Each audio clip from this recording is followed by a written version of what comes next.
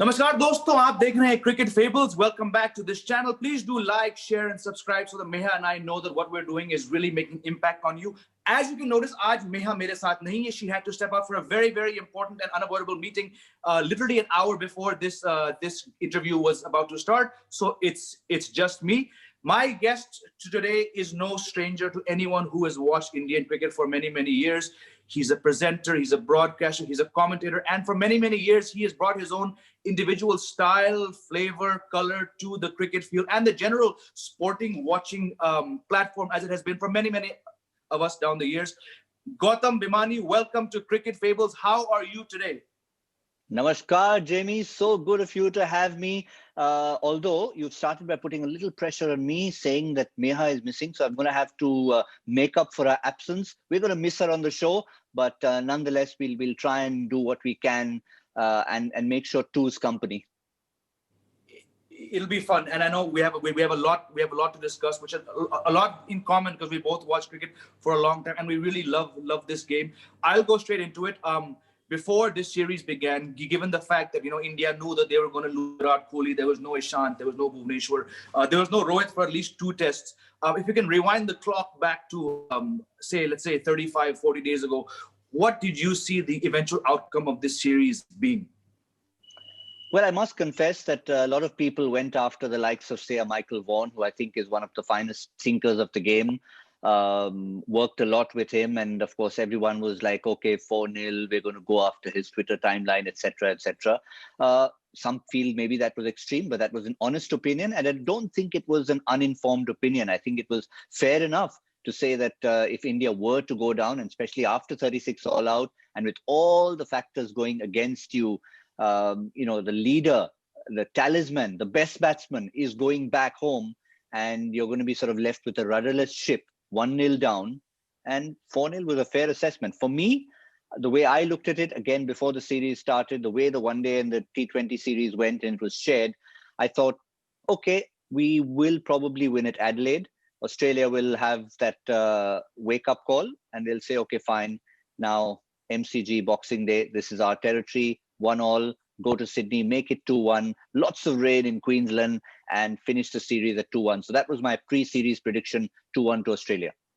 And I think that's, looking back with hindsight, I think it's a very fair and accurate prediction. I was one of the ones who from the start had been tweeting in JSKR. This is during the second ODI when they were already 1 down and they were getting bruised and battered. I said, does anyone see this team even winning a match? And I was put in my place on that day and the subsequent days and weeks. So yes, I'll be the first to admit that I was way off. But again, I think we can all agree that 36 all out on what proved that final day in Adelaide was a once in a generation freak show. Perhaps even the greatest display of fast bowling we've seen, just because everything worked out perfectly for Australia that day. But Gautam, to go from there to Brisbane, to the MCG, to win there, then that epic draw, which was on par with the win, and then to end up at the Gabba, where we've seen 33 years Australia had not lost there. How many visiting teams have had their tours start off at the Gabba, Gautam? Here, because of various factors, it was the last test. As someone who's watched this team very closely, you've been around the team, various Indian teams in transition down the years. Did you pick up on any traits, any mannerism, any small hints of movement that said, perhaps this Indian team can actually pull off one more final win at the Gabba? Well, honestly, none of us saw that coming, and I could never say that even in my wildest dreams I would imagine that happening. Yes, I did imagine towards the end of it that having got so far and having pulled off a few rescue acts, especially that Sydney draw, that yes, Gabba would be another draw. I could see them just hanging on in there and playing out that draw. And a draw was good enough for India because it was the Border Gavaskar Trophy coming. But there was something about the team that said, it's not just the trophy, be it the Test Championship, just winning matters. And I think that's the difference that you pick up, the fearlessness. And none of those traits, every single thing that you mentioned, none of those traits have anything to do with what you see on the field. It's everything in the mind. It's everything that happens off the field. And these are the kind of characters born from the IPL, born of a new generation who, whether you're making a test debut, in a previous generation, you think of a debutant as this young, nervous person. And you're allowed to be, and you need to be. you cannot be a debutant like Washington Sundar. You can't be going there and hitting audacious sixes and taking the kind of wickets that he took. But he did that. I mean, he has no first class experience, but that is just the mind of Washington Sundar that was playing out there, not his technique, not his experience, not all that net practice. So I think it was all in the mind. There were those sparks in there, but until they went and executed, you couldn't have believed that they could do it. I'm glad, Gautam, that you brought up the IPL, because that's a tournament which often gets a lot of flack, as does someone like Ravi Shastri. You know, he's the butt of memes and all that stuff. It does say a lot, though, about, yes, the IPL, because the IPL is part of the Indian cricket system. It contributes to the IPL, to the Indian cricket system. It's been a feeder system. You know, we've seen someone like Rahul Dravid, who's worked with the likes of Shaw, Gill, Washington Sundar. It sort of speaks about how the system has changed, right, Gautam? It speaks volumes of the system. I mean, I personally have been a critic only of one aspect of the IPL, and that is of not allowing Indian players to go and play in other leagues, which is obviously done to protect the IPL, to make sure it's got a little sheen over everything else, and it certainly is the best and biggest league out there. I still feel there should be a situation where outside a certain pool of players who you feel are ours, you should allow the others to go out there and play, especially a guy maybe who doesn't get selected. A Manoj Tiwari who deserves to be in there but doesn't get selected in a franchise should be able to say, okay, I've not made it. Can I go and play in other leagues? But that's a different matter. To give the credit where it's due, it may be just a T20 format, but the fact that it can spawn the kind of mindset that it does and therefore translate even to a test victory is itself, I think, full kudos to a tournament that I saw born in that same city. I mean, I keep telling people about many years ago. Yes, it was that one catch taken by Srishant in Johannesburg, but a few months later, in Adelaide, at the Hyatt in Adelaide, there were all these guys in suits running around, and I was there to cover the series and wondering what on earth is going on here, and never seen this sight before. Everyone was cloistered in their respective rooms, huddled in the lobby, huddled in their rooms. And I was told they're signing these big contracts for some league that's coming up in March, April of 2008. None of us knew what was happening. It was just these player management types who were going around figuring out the big bucks, little knowing that a complete revolution was about to take place. And that happened, ironically, at the venue of 36 All Out. Yeah. And absolutely, and it's a good word you use, revolution, because in many, many ways, a lot of experts are talking about how this could, in fact, be a revolution with the Indian team. Because, I mean, look, you and I belong to the same generation. We've seen many, many overseas tours where the team has been in a position to escape with a draw, to salvage a series draw. They've collapsed 81 all out, be it in the West Indies, be it Sydney, Johannesburg, many, many places. Did you, like me, have times in the series when you're watching India in an unbelievable situation? The odds are stacked against you. Did the cynic in you come out like in me? Nahi yaar, draw ke liye khel lo, jeet ke liye mat jao. Because I found myself, at least at Brisbane, day 5, being like, don't go for the win. The draw is fine. But this is the new, in a sense, fearless India, right? I fully agree with you. I mean, I was definitely in that boat going that, look, do you really have to do it? And just... I mean, we don't like to go for ifs and buts, but they definitely went for the win at the cost of losing the game. There was definitely, you were putting that loss on the line because you could see it towards the end. We lost a few wickets. Yes, we lost those wickets when the win was pretty much sealed. But had we gone on to lose that test match, which meant Australia would have won the trophy as well, people would have said, okay, it was brave, but definitely the knives would have been out saying, was there any need to go when the draw was ensured? But that is the win at all costs fearlessness that I think is only augurs well. I mean, if you need to go for a win, I wouldn't quite say it in the same way as some of our esteemed gentlemen, one person who shall remain unnamed, who tweeted saying that, about a previous situation when you should have gone for the win in Sydney in particular. But that's a different matter altogether. But I definitely agree. It's a certain new generation fearlessness. Rishabh Pant, of course, is in the center of that.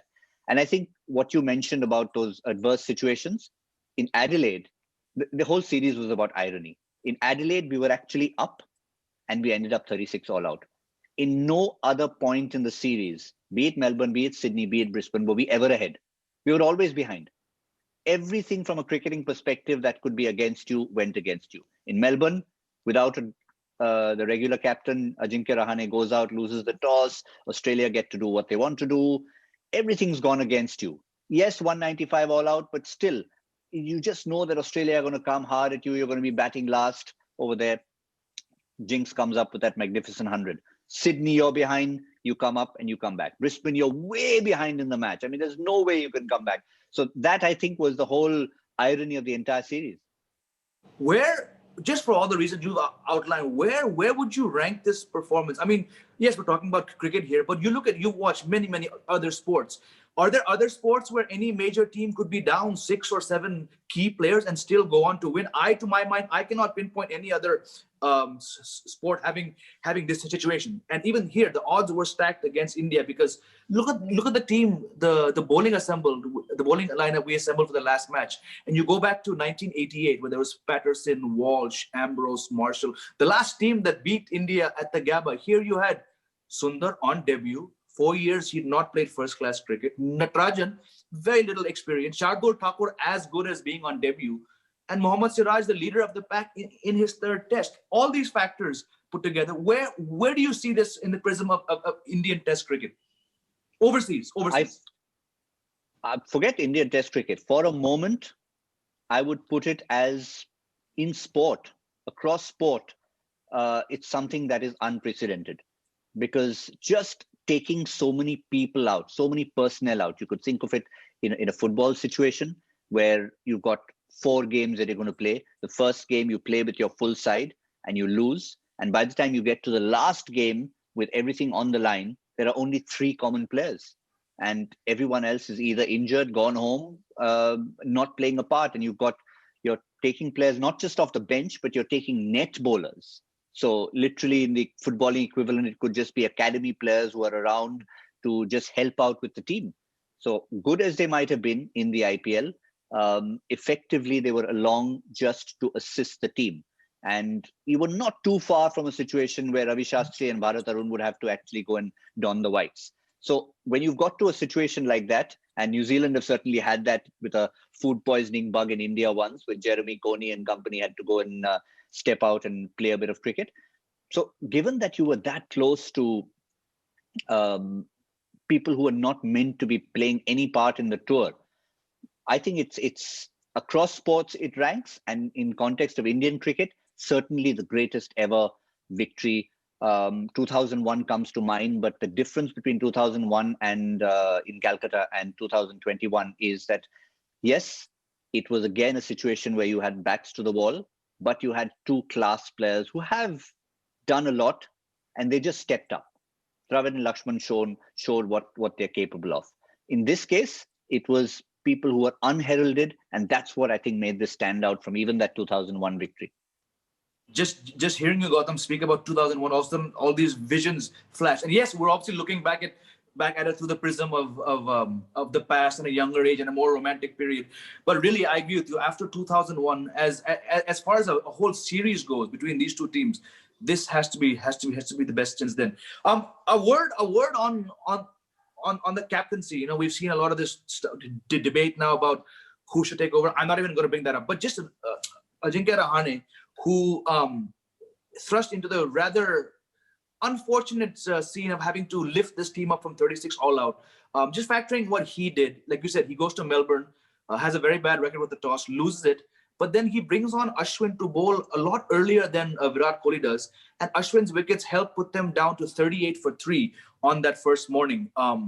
Then, of course, he goes and scores that 100 on day 2. Just a word about him, because I don't think he's getting the plaudits now, but he's a guy who's had his own struggles. You know, there have been questions about his place in the team, you know, from 2018 to now, the dip in form.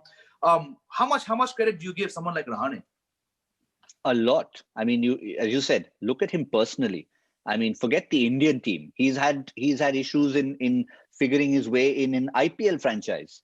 I mean, even there, he's at one time flying high with the Royals as an opening batsman, scoring runs every single time, then suddenly finding himself traded off, going from one franchise to another. What kind of role does he fit in his new franchise? So he's had his challenges and come out with flying colors. And sometimes when you look at a captain, yes, you mentioned the example of Ashwin. Occasionally, you may even put tactics, a declaration as an entire team tactic. You never know where that comes from. It could be a suggestion that came from a wicketkeeper. It could be a Ravi Shastri tactic. But at the end of the day, it's a people person in that dressing room who just inspires you.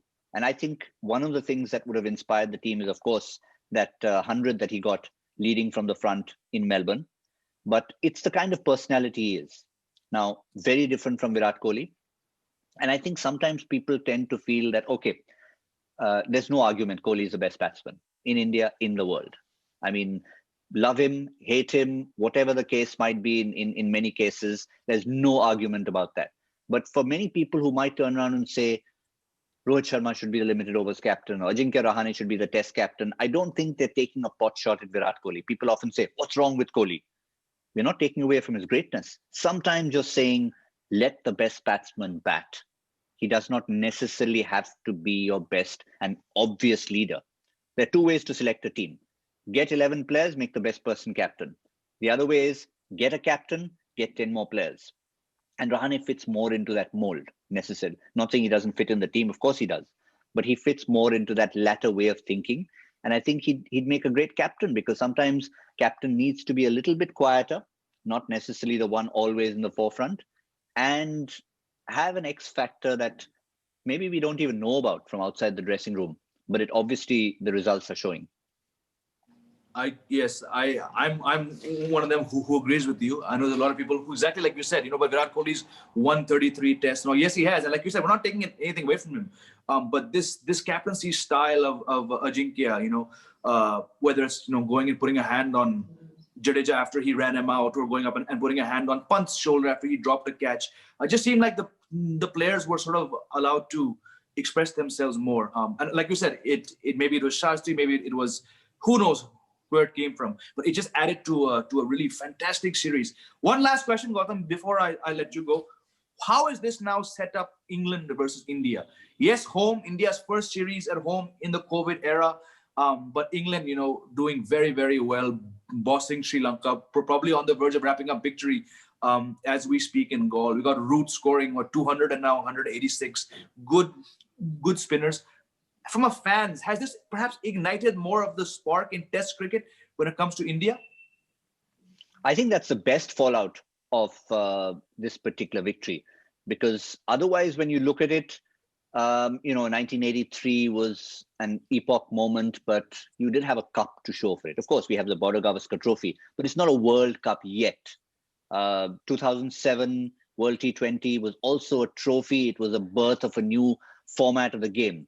2011 April, we all remember, 28 years later, etc., etc. Now, this particular one hasn't quite brought a World Cup home.